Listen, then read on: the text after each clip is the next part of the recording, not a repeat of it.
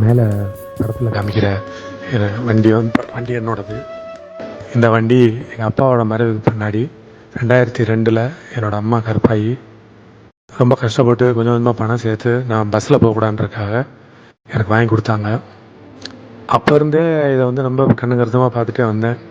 22 வருஷமாக எங்கள் அம்மாவோட எங்கே போனாலும் அந்த வண்டியில் தான் பயணம் பண்ணுவோம். ஒரு நல்ல நல்ல முடிவுகள், எங்கேயாவது ஒரு சின்ன விசேஷத்துக்கு போனாலும் எங்கள் அம்மா கூட ஜாலியாக இதில் தான் போவோம் சந்தோஷமாக. அந்த வண்டி காலையில் எழுந்திரிச்சோன்னா கூட அந்த வண்டி தான் பார்ப்பேன். அம்மா பார்க்குற மாதிரி வண்டியை கண்ணுங்கருத்தமாக பார்த்துட்டே வந்தேன். இப்போ 2021 கொரோனாவில் அவங்க மறைஞ்சிட்டாங்க அம்மா. அதுக்கப்புறம் அந்த வண்டியை ரொம்ப கண்ணுங்கருத்தமாக வச்சுருந்தேங்க. ரொம்ப பத்திரமா வச்சுட்டே இருந்தேன். அவங்கள பார்க்குற மாதிரியே இருந்துச்சு.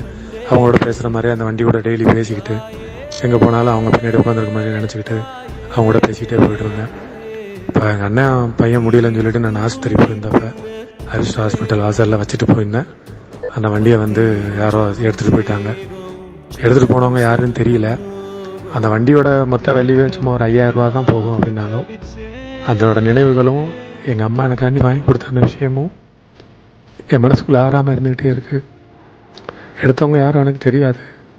தயவு குறித்து அந்த வண்டியை எடுத்தவங்க கொடுத்துட்டாங்கன்னா ரொம்ப சந்தோஷமாக இருக்கும். மற்றவங்க வேறு யாராவது பார்த்து கொடுத்தாலும் அந்த போட்டிருக்க தொகையை 10,000 ரூபா நான் கண்டிப்பாக கொடுத்துருவேன். எடுத்தவங்களே கொடுத்தா அவருக்கும் அவர் குடும்பத்தில் உள்ள எல்லாருக்குமே தீபாவளிக்கு சிறப்பாக துணிமணி எடுத்து கொடுத்து வேஷ்டி வாங்கி கொடுத்து, ஏன்னா இல்லாத குறைத்த எடுத்துருக்காங்க, வாங்கி கொடுத்து எல்லாமே செஞ்சிடறேன். நான் ரொம்ப சந்தோஷமாக அவங்கள தீபாவளி கொண்டாட வச்சுக்கிறேன். தயவுசெய்து இந்த வண்டியை கொடுத்துருங்க எனக்கு ப்ளீஸ்.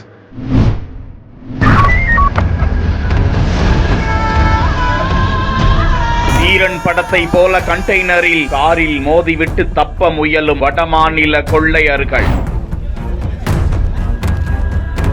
நிறுத்த கூறியும் நிறுத்தாமல் பறக்கும் கண்டெய்னர். கையில் துப்பாக்கியோடு போலீசாரை மிரட்டிய கும்பல்.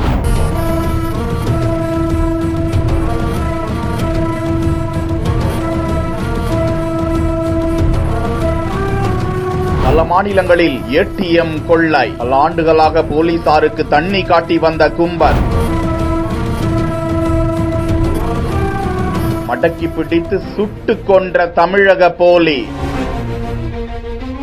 நாமக்கல் மாவட்டம் அருகே கண்டெய்னர் லாரி ஒன்று பைக் மற்றும் வாகனங்களை இடித்துவிட்டு நிற்காமல் செல்லவே, இதனைத் தொடர்ந்து போலீசார் அந்த கண்டெய்னர் லாரியை பின்தொடர்ந்து சென்றனர். தொடர்ந்து அந்த கண்டெய்னர் லாரியை போலீசார் வாகனம் நெருங்கும் போது போலீசார் வாகனத்தின் மீதும் இடித்துவிட்டு அந்த கண்டெய்னர் தொடர்ந்து பயணித்துக் கொண்டே இருக்கிறது. போலீசார் அந்த வாகனத்திற்குள் பார்த்தபோது உள்ளே இருக்கும் வடமாநில கொள்ளையர்கள் துப்பாக்கியுடன் இருக்கவே மாவட்ட போலீசார் உஷார்படுத்தப்பட்டு நெடுஞ்சாலை முழுவதும்